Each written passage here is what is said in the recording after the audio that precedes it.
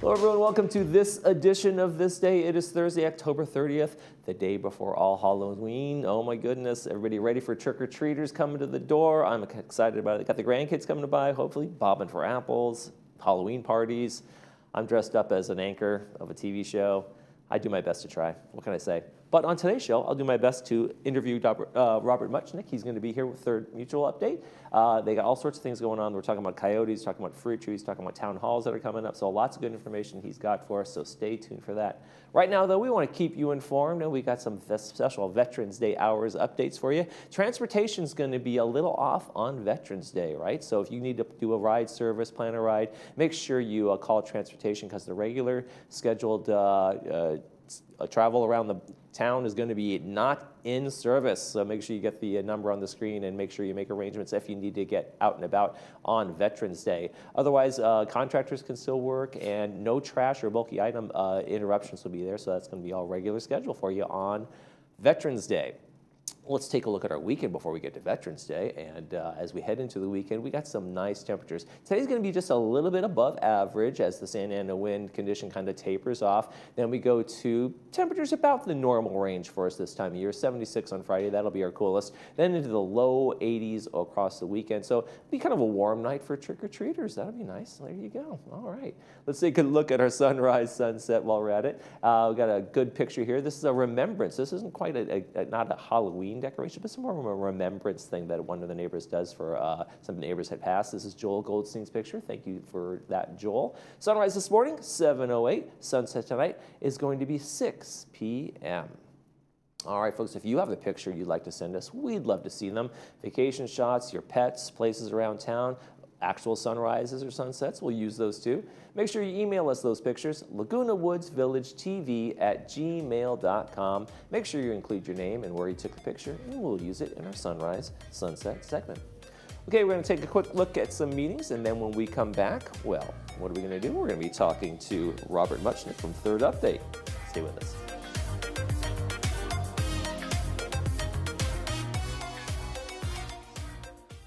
There's been a huge amount of progress in all areas of cancer research generally over the last 20, 30 years. Unbelievable progress. Still not there. Still lots to do. No matter what cancer you have, we're working on it at Hoag. It's not a pie in the sky hub. It's a real hub. I'm still right there in the trenches as a treating oncologist and as a cancer scientist as well. I want to be part of conquering cancer. Chris Perandi's Stunt Dog Experience, featuring the best stunt dogs on planet Earth. Watch man's best friend reach incredible new heights. Paws down, these are the most talented dogs you'll ever meet. As seen on The Tonight Show, Ellen and Oprah, these stunt dog stars will soar, spin, jump, and fly as everyone chants doggone fun. Get ready to howl with laughter.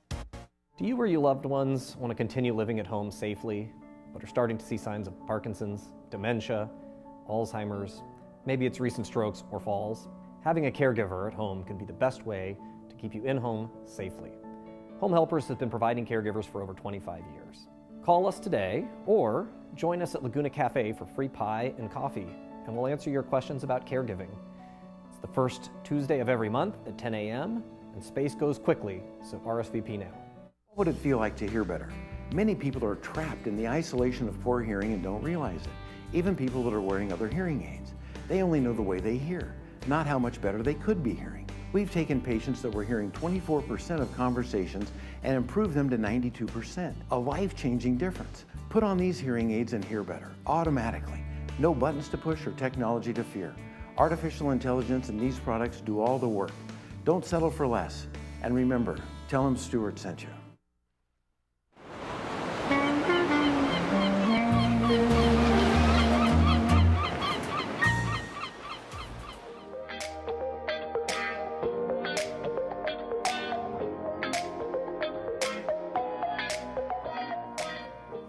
And welcome everybody. As promised, we have Robert Muchnick here. He's from Third Laguna Hills Mutual with an update for us of what's going on in the community. How are you doing? Let's get that update first. I'm doing fine. I'm happy to be here. Happy to see you again. And to be able to share with the members what's going on. All right, well, let's talk about some of the things that we have in really not just Third, but the entirety of the community here. And that is, we live in the woods, and we have little critters coming in like coyotes every once in a while. And people need to know what to do when that happens, especially if there's maybe some danger involved in it.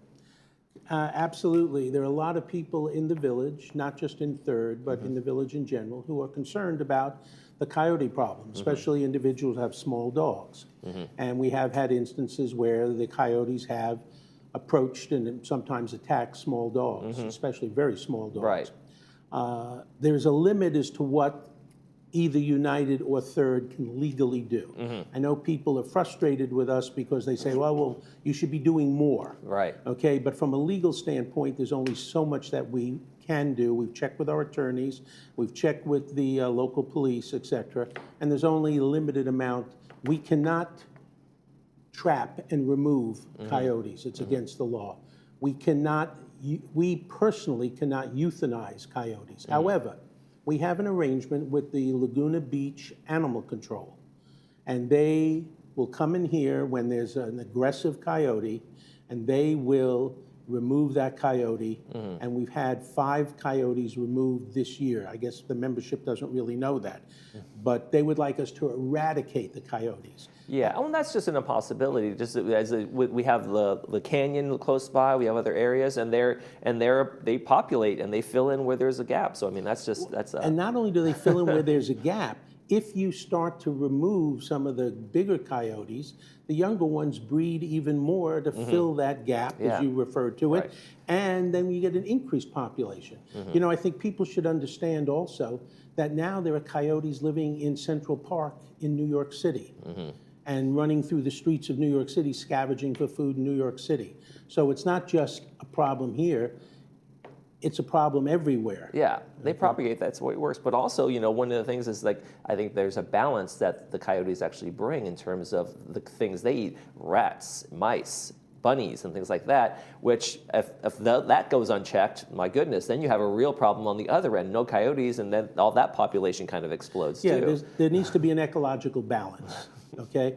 But in terms of what we can do as a village, and especially in Third, is we're addressing some of the food source for the coyotes and the food source for the rats, which the coyotes also prey upon, as you indicated. Right. So we are going back to a policy. It'll come up at the next monthly board meeting for final approval. It's on 28-day notice. And that is anytime a manor sells, any of the fruit trees in the common area will be removed. In other words, the person who is buying the manor will no longer have the option to say, well, I'm going to keep the fruit trees and I'm going to take care of the fruit trees. Okay, yeah. Okay? No, they're going to be removed. And also, the landscapers, when they travel through the Third, will begin removing all vegetable plants, which are not legal anyhow from the standpoint of the mutual. So those are 2 things that we are doing. But if they want to go back to the previous slide on the coyotes, Sure. and let's talk about that. In terms of if a person, it says, under attack or in imminent danger, call 911. Do not call security here in the village. You need to call 911. Because the security is just going to turn around and call 911. Right, they're going to bring those folks in and the animal specialists and all that. Right, so you might as well go directly to 911. If it's just that a coyote seems to be around all the time and you're concerned about that, you can call one of 2 different numbers. You can call the non-emergency coyote hotline, which is run by the city of Laguna Woods. You call that number that's on the screen and you leave a voicemail. But if you want a more immediate attention, you call the Laguna Beach Animal Services, and once you dial that phone number, then you press 0 and you'll get somebody who will be able to help you and address the problem. It's important that we get a lot of reports from people, because the more reports in the same location about the same coyote will then, at some point, probably justify the removal of that coyote. Right, right. So that can be a helpful thing. And residents, like you said, the fruit trees, the vegetable trees, and also sometimes, someone leaves the food out for their pet. Don't do that, because that can, again, attract the coyotes in there too, and we have a right? case right now where people are putting out water, trays of water. Now, the birds are not going to be coming down to the ground in all likelihood to get water. That's feeding the rats and the coyotes. So we ask our residents, please, A, don't spread bird seed, don't put out water, you know, things of that nature, because that just contributes to attracting the rodents and the coyotes. Absolutely. It's a problem that most communities in this area have to deal with, and it's one of the realities here in Laguna Woods Village. You guys some town halls meetings. You guys hold them every month. You got the next one coming up. I'm not going to lie to you. I think this might be not a great timing one, right before Thanksgiving. It's actually a terrible time. It's the day before Thanksgiving. Listen, I was just talking with Paul Ortiz about that. It is a terrible time. We acknowledge it's a terrible time. But I think it's important still to hold it. Sure. And if I understand that we may not get the kind of turnout that we were hoping for, we are going to make it, we're changing the focus of the town halls. Before, the focus of the town halls, prior to my taking over as president, was that people would come in and explain what their concerns and problems were. Sure. Well, there are other vehicles for that. We want to use the town halls now to be topic specific, so that each month we will have people from VMS come in and address and talk about specific topics. For example, in November, which is a terrible date, the day before Thanksgiving, 3 to 4:30, currently in the Sequoia Room of Clubhouse 2, we're going to have Paul Ortiz come in and talk about Ting, and we're going to talk about not only what Ting is going to do in terms of installation, but also, just as important, what the responsibility of the manor owner is to help facilitate the installation, because without their involvement, we can't complete the project. Right, absolutely. And in terms of those town halls, it's also an opportunity for you guys as board members to not be held in terms of you're not voting, there's no official business going on, so you can really have conversations with folks instead of like that 3-minute limit and then no comments back and that kind of thing. That's right, exactly. And in fact, I'm going this evening at about 5 o'clock. Gate 11 is having a potluck dinner, and I've been asked to come to that, and I'll get to meet and talk with, in an extensive kind of way, in an informal kind of way, residents from Gate 11.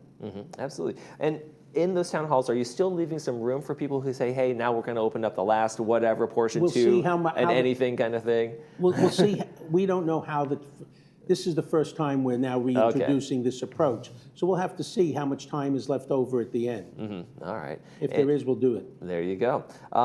You recently sent out an email. Yeah, you guys already do an email blast, but you sent out one just to the community members membership. And so what was that about? What was in it? Well, when I was president a number of years ago, I started the concept of sending out emails on a regular basis to the residents so that they're informed and that they were more transparent in terms of what we do.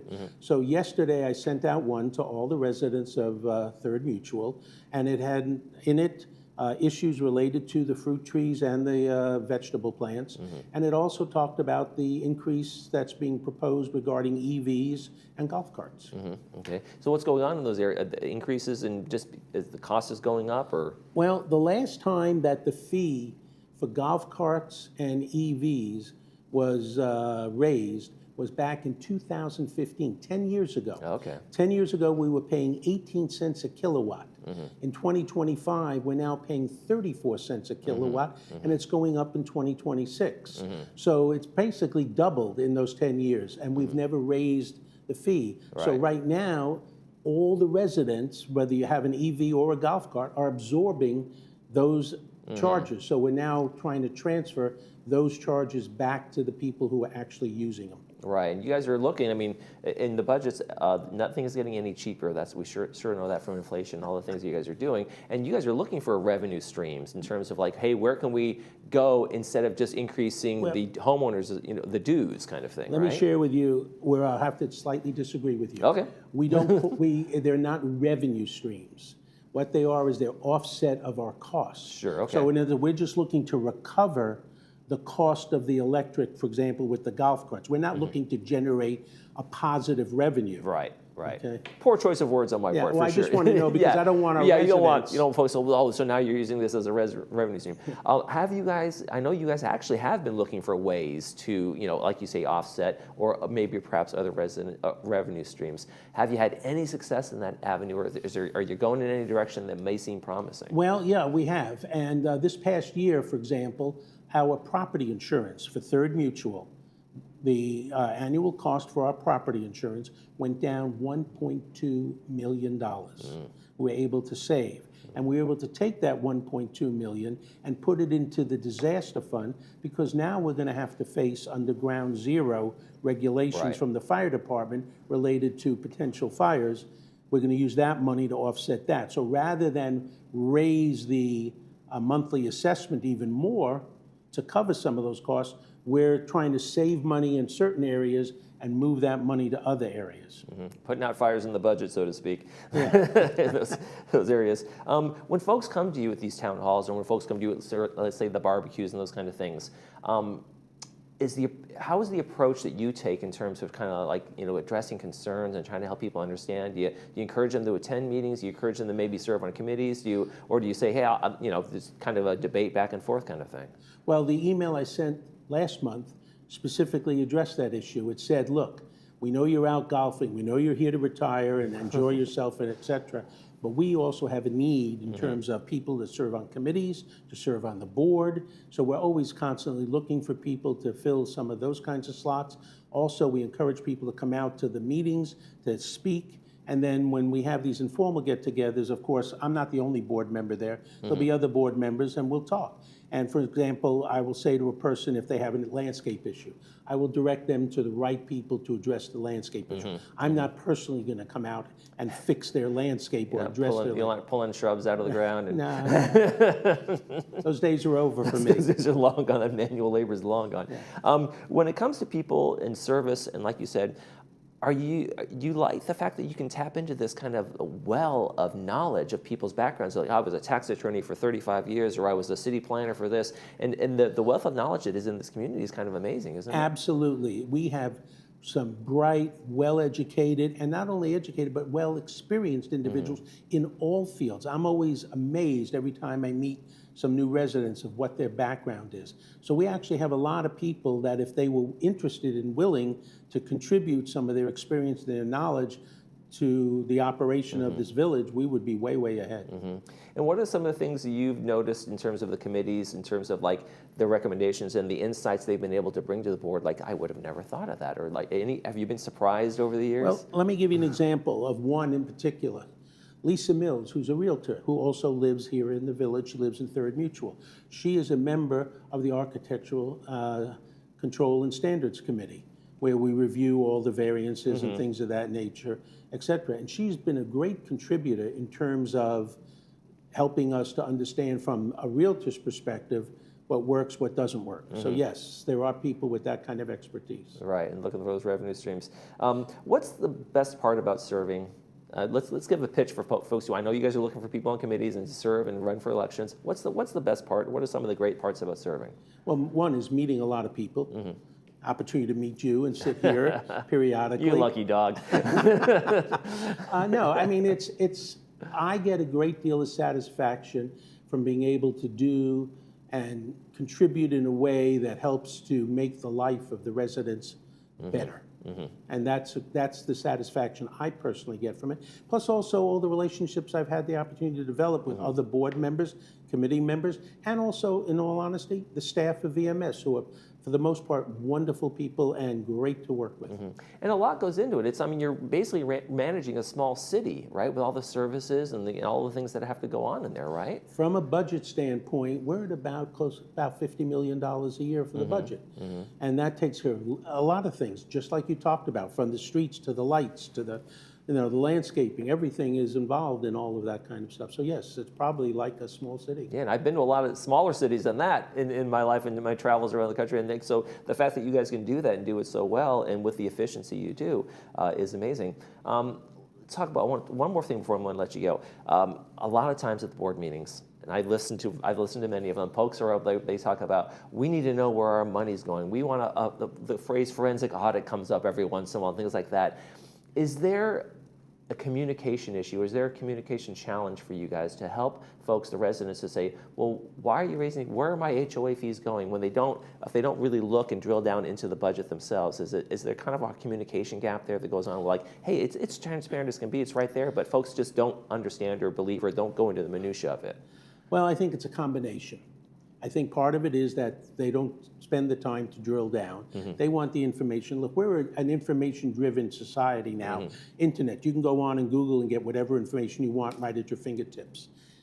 We have to do a better job of communicating. We have to do a better job of sharing and informing so that people know in advance what's coming down the pike. So yeah, it's a two-way street, and we both are responsible. The residents for investigating and spending more time, and for us on the boards and committees of sharing more information. All right, well, Robert Muchnick, El Presidente over there at 3rd, thank you very much for joining us today. And have a good Halloween. Thank you, and good luck, and enjoy the Halloween party from 11 to 1 today. I know, we're gonna have fun. I'm Yeah. dressing up, I promise. Okay. You're watching This Day, we'll be right back.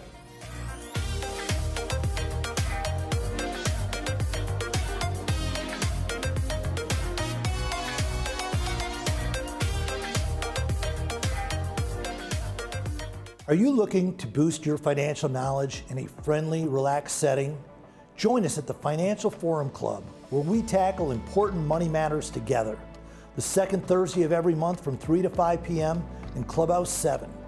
No RSVP is required. Come to learn, share, or just listen. Coffee and cookies are on us. The Financial Forum Club, your community, your future, your financial education.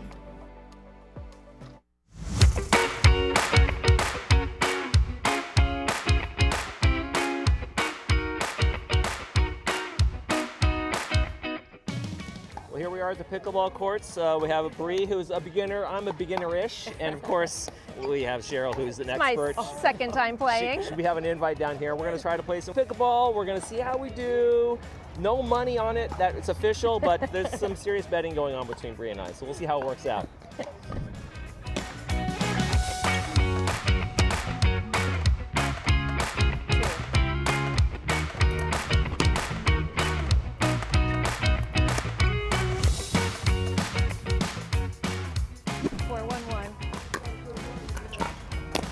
Nice. Yours. Ah, I wasn't close enough. That's the low. I hit the low ones. They don't come up. 8-1-2.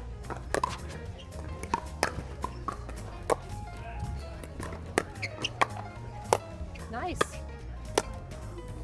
I was gonna slam it.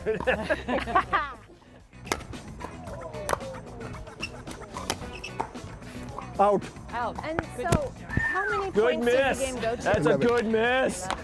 8-5-1.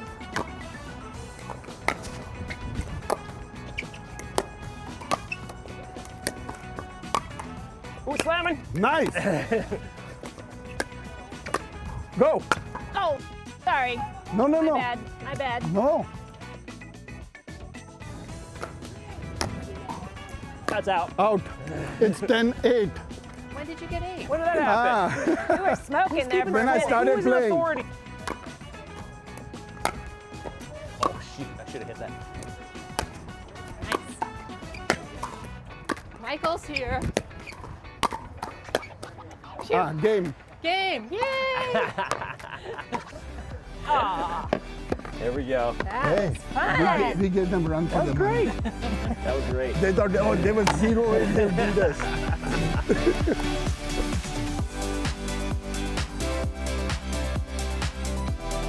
All right, there we go. I think So much fun. yeah, you know, I won and Bree didn't win. Is that how we're saying By that? like 1 point. By like 1 point. It was close. It was close. You had a great team partner, I though. did. Cheryl, thank you so much for joining us today and giving me my second lesson. I was happy to have you guys come and play with me. It's wonderful.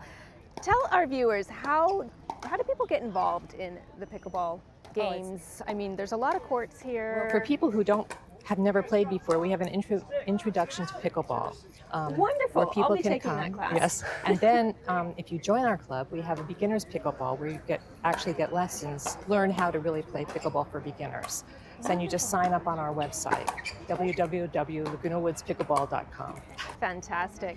And so tell us, what does it take to actually become a member of Laguna Woods Pickleball? You just sign up on our website and pay our dues. I can't remember whether it's $20 or $25, and that's it, and you become a member. Yeah. And so do you have to reserve the courts, or can members just walk on? That's the only way to do it. We have a program called Brad's Boxes, where there's a big whiteboard, and you sign up. 4 people have to sign up in order to come on. You wait your turn, because there are a lot of people who sign up before and after you, and when it's your turn, you cross your name off and go on. When the orange flag is up, that's when all the courts are full, and you really do have to wait and play by Brad's Boxes. I see. Okay. So you've been out here since 7:30 this morning. Yes. What is the, I'm going to call it addiction to this sport, because it's taken the country by storm. Everybody wants to play. Apparently a little black dog named Pickle started this whole phenomenon. It's been an amazing sport to watch evolve. It's great. I started, I guess, 10 years ago. My neighbors were the original members of the pickleball club, and they said, you have to join. And what was really wonderful for me was I didn't know anybody, and it was very social. We'd all meet, at that time we were playing indoors, and we'd just sit around waiting for our time to go on the court. So you'd meet new people, have a time to interact. And now that we have more courts, which aren't enough, we have a social area. So when you're waiting for a court, you can hang out with people. So it's a real social sport. It's an easy sport to get into. And that's the shaded area. That's the over shaded here. area, yeah. I mean, you've only had one lesson before, and look, you were almost a pro. Almost. You served the ball, you got into it, and it's Well, easy to get into so it. that makes me realize why there's so many people who love the sport. Right. Because you can pick it up pretty easily, especially if you're a previous tennis player. Right, and the serve is much easier than tennis. For me, it was much easier. I had to get used to the short racket. smallness, right? That's the only But challenge. other than that, Other than that, I did think you have we- fun? I had a lot of fun. Thank you And so we much, won. Cheryl, and we won. Wow. So we're gonna throw it back to the studio to I don't know who, because we're both here. But the only thing we didn't have time for was the trophy ceremony. So there you go. We ran out of time. Otherwise, it would have been really great. I'm glad for that. Thanks for watching. I would have Thank gone you, home Cheryl. without one.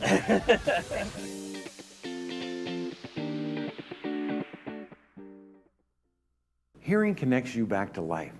Don't settle for being trapped in the isolation of poor hearing. Advanced Ear can help you hear friends, family, and caregivers. We provide one-on-one hearing programs that will amaze you with the quality of how much better you can hear. There's no cost to hear the improvement we deliver. You'll be able to hear better the minute you put these on. No buttons to push or technology to be afraid of. We deliver better hearing, guaranteed. Come in so we can connect you back to life.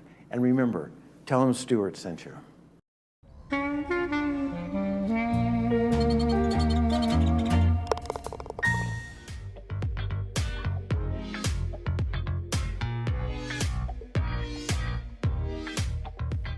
Still upset there was no trophy. Let's talk about our weekend movies. We got some good ones here. Murder on the Orient Express is going to be our Friday movie. It stars Albert Finney. It's brought to us by RadNet. Going to be at 2 p.m. with the subtitles and 6 p.m. without the subtitles. And then on Saturday, we have Honeymoon in Vegas, one of my favorite comedies.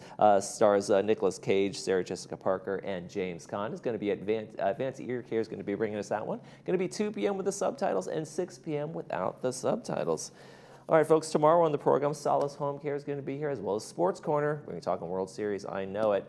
That's going to do it for this edition of This Day. I'm Michael Taylor. For all of us here at Village Television, we hope you make this day a great one.